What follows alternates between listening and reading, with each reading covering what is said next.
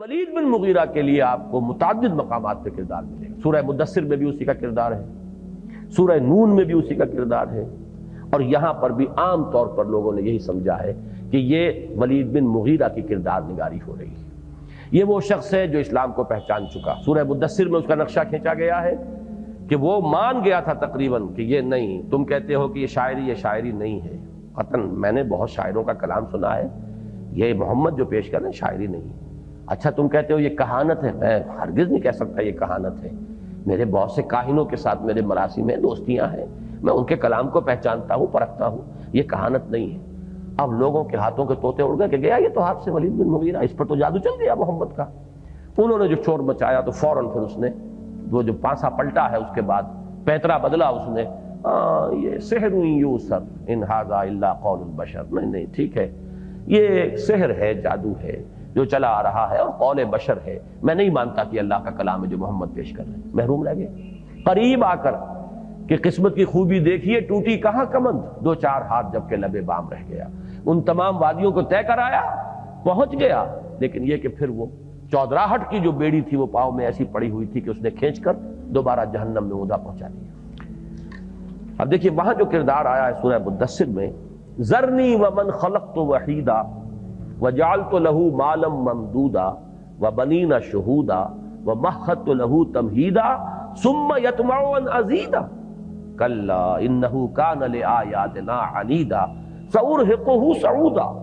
انہ فکر وقدر فقتل کیف قدر ثم قتل کیف قدر ثم نظر ثم عبس وبصر ثم ادبر واستکبر فقال ان ھذا الا سحر یوسر ان ھذا الا قول البشر۔ اب یہ ہے گویا کہ اس آیت کی شرح، ان القرآن یفسر بعضہ بعضا، قرآن مجید کا ایک حصہ دوسرے حصے کی تفسیر کرتا ہے۔ وہاں یہ ایک آیت میں سمو دیا گیا، یہاں پورا نقشہ اس کا کھینچ دیا گیا کہ اس نے غور کیا، تھیوری چڑھائی، سوچا، اور اس میں بھی ابھی وہ نہیں ہے جو کہ یعنی آپ کو تفسیری جو روایات ہیں ان میں ملتا ہے کہ جب کہا کہ لوگوں نے کہا کہ کیا وہ کہنا چاہیے، محمد جو کلام پیش کر رہے ہیں وہ کیا ہے، شاعری کہنی چاہیے۔ انہوں نے نہیں شاعری نہیں، بھائی کیا بات کر رہے ہیں، میں شاعروں کے کلام کو خوب پرکھ سکتا ہوں، میں ناقد ہوں، تنقید کا فن مجھے آتا ہے، یہ شاعری نہیں۔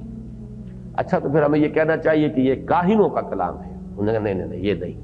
آخر کاہنوں سے ہم واقف ہیں، ان کی جو تک بندی ہوتی ہے اس کو میں اچھی طرح پہچانتا ہوں، یہ کاہنوں والا کلام۔ اب یہاں قریب آ گیا تھا، جب لوگوں نے شور مچایا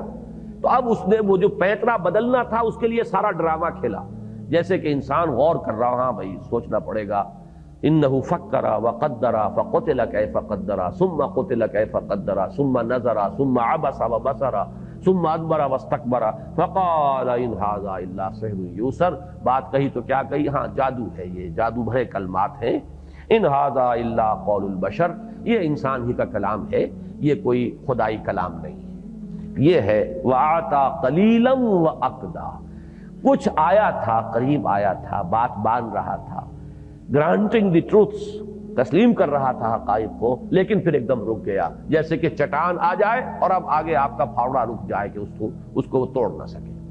عِندَهُ عِلْمُ الْغَيْبِ فَهُوَ يَرَى، یہ ہے اس کی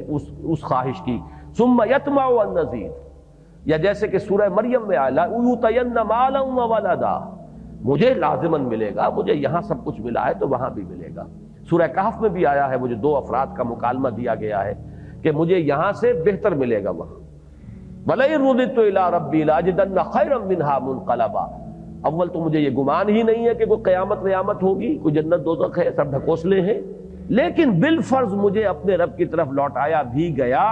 تو لازماً مجھے یہاں سے بھی بہتر ملے گا۔ یہ اس پر ہے اصل میں تبصرہ، عندہ علم الغیب فہو یرا، کیا اس کے پاس غیب کا علم ہے جو وہ دیکھ رہا ہے؟